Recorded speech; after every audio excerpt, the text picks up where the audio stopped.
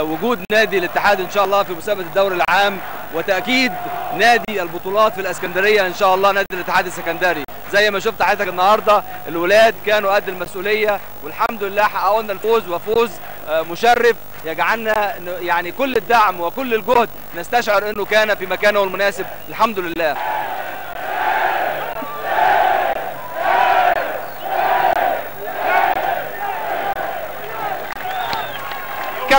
كابتن وكيل سلامه المنقذ السنوي لنادي الاتحاد السكندري، هل تخصص الوكيل سلامه في اسعاد جماهير نادي الاتحاد السكندري؟ والله ده توفيق من عند ربنا الاول. بسم الله الرحمن الرحيم. انا بشكر ربنا يعني اللي كافئني في ماتش زي ده، ان احنا محتاجين الثلاثه بونت ونرد على اي حد كان بيتكلم من ساعه ماتش الاسماعيلي اللي كان فيه تباطؤ او احنا النهارده بنثبت للناس كلها قدام نادي السواحل وجمهور وبتاع. الشوط الاول طلع 0-0 ودي توفيق من عند ربنا، وبحمد ربنا سبحانه وتعالى هو كافئني اللي انا تعبت طول السنه دي، ويعني ربنا بيكافئنا عشان حاجات كتير قوي، وبجهد زمايلي برضو يعني حسن والناس دي كلها تعبت يعني 11 لعيب وبتاع، يعني بحمد ربنا وبشكر ربنا الحمد لله. مبروك كابتن حسن مصطفى هداف نادي الاتحاد ونجم اللقاء النهارده، تقول ايه وشعورك بعد المباراه؟ ربنا يخليك يا كابتن.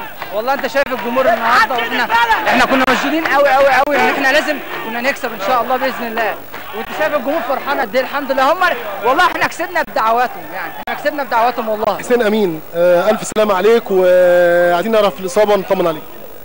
الله يسلمك يا كابتن. الاصابه عندي جزع بسيط كده في الوتر بتاع العضله الخلفيه، وان شاء الله خير يعني ان شاء الله. انت حاولت تدوس عليها بتشجيع الجمهور لكن ما قدرتش. انا حاولت والله، لكن هي ما قدرتش، كانت قويه يعني في الاول وما قدرتش اكمل يعني، والحمد لله اللاعب بدالي يعني سمير سعدي كان قد المسؤوليه، والحمد لله قدرنا ان احنا نكسب يعني الحمد لله. كابتن محمد عمر المدير الفني لنادي الاتحاد السكندري، هل وصل الاتحاد السكندري لبر الامان؟ لا طبعا لسه، وقبل ما قلنا زي ما قلنا قبل كده الدوري مش القاع او الهبوط مش هيحسم الا في اخر دقيقه من اخر مباراه. كابتن محمد ظهر الاتحاد بمستوى جيد النهارده، اشمعنى بعد الفتره الطويله دي يظهر الاتحاد السكندري بعد هذا المشوار الطويل من الدوري؟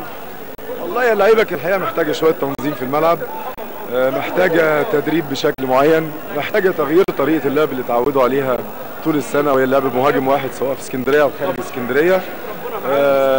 اعتقد ان الحاجات دي اتعملت، فاللعيبه ادت، لان اللعيبه عندها امكانيات كويسه رغم في مراكز الى حد ما شاغره عندنا، لكن الحمد لله بالروح وبالتصميم والاراده قدروا يعوضوا الكلام ده. شكرا. ومعلقنا المحبوب الكابتن مدحت شلبي شكرا جزيلا، وايضا حكمنا الشهير الكابتن قادر عبد العظيم شكرا جزيلا. لكم التحيه اعزائي المشاهدين، والكره دائما وابدا مع دريم. شكرا والى اللقاء. ده بالنسبه لنا يعني نصره كبيره لتؤكد وجود نادي الاتحاد ان شاء الله في مسابقه الدوري العام، وتاكيد نادي البطولات في الاسكندريه ان شاء الله نادي الاتحاد السكندري. زي ما شفت حضرتك النهارده الولاد كانوا قد المسؤوليه، والحمد لله حققوا لنا الفوز، وفوز مشرف يجعلنا يعني كل الدعم وكل الجهد نستشعر انه كان في مكانه المناسب. الحمد لله.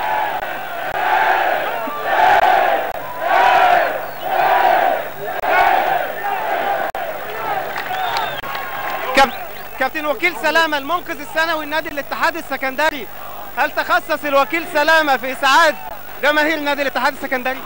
والله ده توفيق من عند ربنا الاول. بسم الله الرحمن الرحيم. انا بشكر ربنا يعني اللي كافئني في ماتش زي ده، ان احنا محتاجين الثلاثه بونت ونرد على اي حد كان بيتكلم من ساعه ماتش الاسماعيلي اللي كان فيه تباطؤ او احنا النهارده بنثبت للناس كلها قدام نادي السواحل وجمهور وبتاع. الشوط الاول طلع 0-0 ودي توفيق من عند ربنا، وبحمد ربنا سبحانه وتعالى هو كافئني اللي انا تعبت طول السنه دي، ويعني ربنا بيكافئنا عشان حاجات كتير قوي، وبجهد زمايلي برضو يعني حسن والناس دي كلها تعبت يعني 11 لعيب وبتاع، يعني بحمد ربنا وبشكر ربنا الحمد لله. مبروك كابتن.